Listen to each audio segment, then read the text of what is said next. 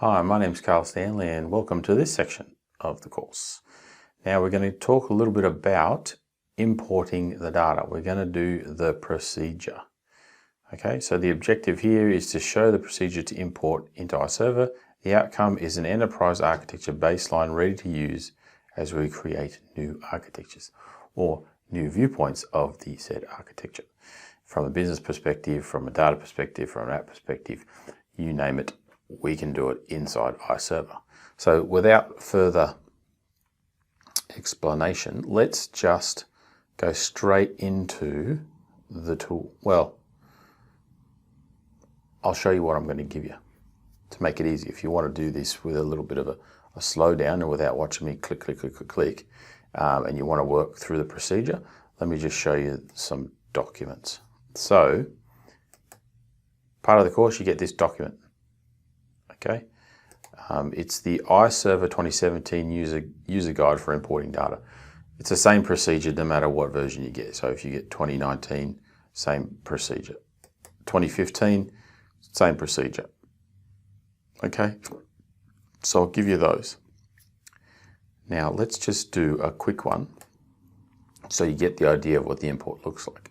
There'll be a little bit of work for you to do, and I'll explain that. So let's just quickly flick over to iServer. Okay, so open up your version of iServer and you'll notice we have all these libraries open, make them smaller. Okay, we're in our training sandpit. There's a folder there called training sandpit. As you see, there's nothing in it. Okay, here's how easy it is. Start, import, export, launch, data exchange, import. It comes up with the start data import. It's that simple.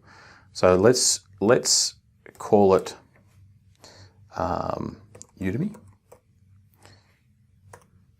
and let's pick a target. Now the target is the folder or library you want to put things in. So let's go to the training sandpit, iServer user training, and go to the training sandpit, and away you go.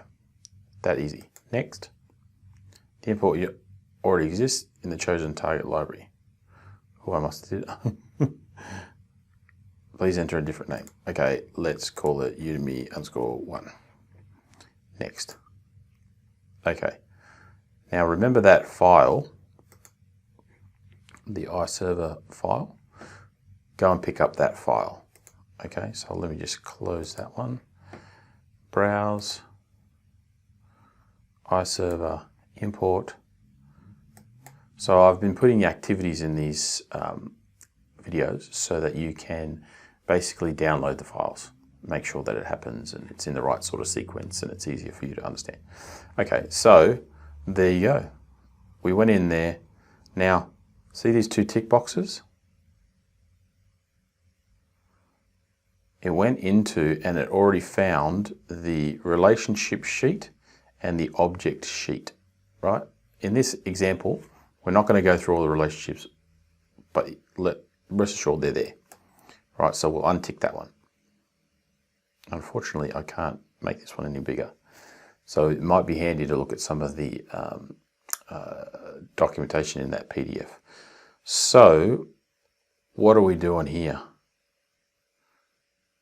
There's our object type, objects or relationships, objects, element name. Okay, next. I would like to import a single object type. Okay, so these are basically the list of all those things in Archimate that you can go and grab. So let's just say, in this case, we're going to do application component. Okay, next. Okay, we'll go into object name. We'll pick element name. It's a string.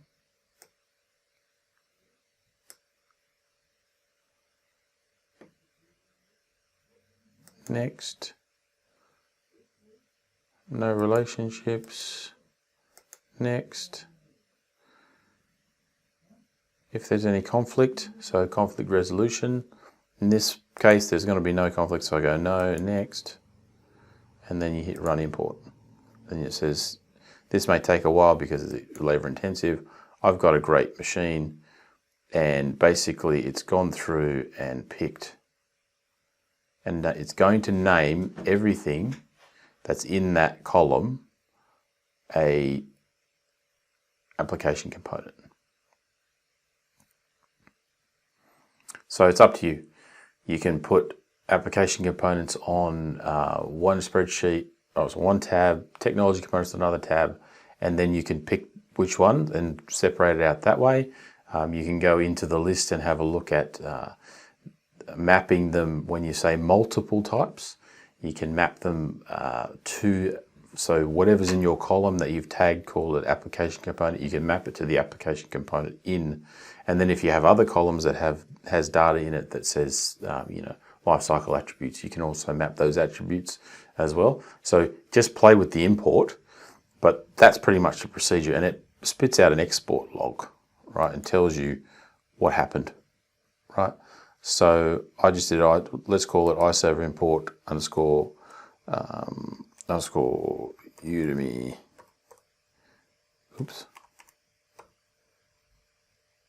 Udemy _1, and then, hey presto, successful export.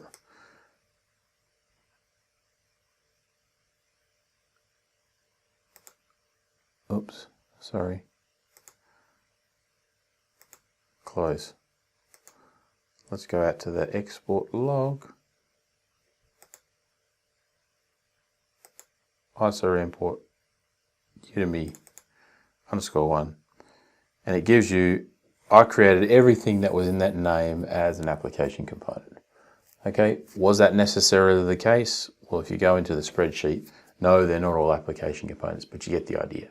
So you need to go and grab each of those different types and map them to a different component as you go through the wizard. It is that easy. Okay, so hey presto, I've done that previously, and what do you get?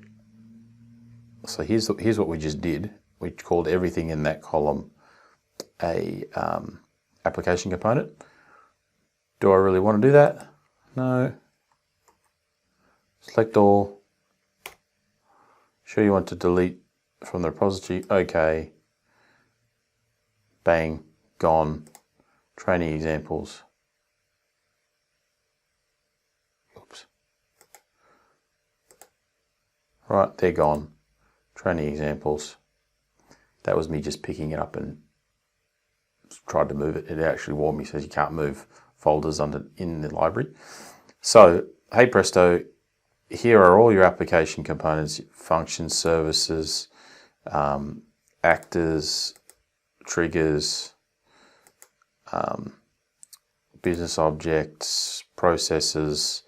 Okay, they're all in that file. Have a look.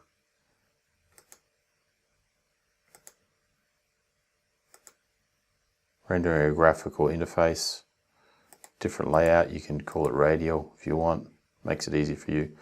Okay, that is how easy an import is into iServer. So we'll just leave that there. That's a nice, neat place to drop it.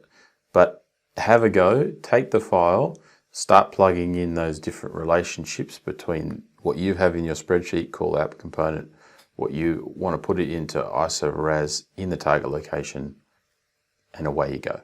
And have a good time. I will be with you in the next section. Okay, thanks, bye.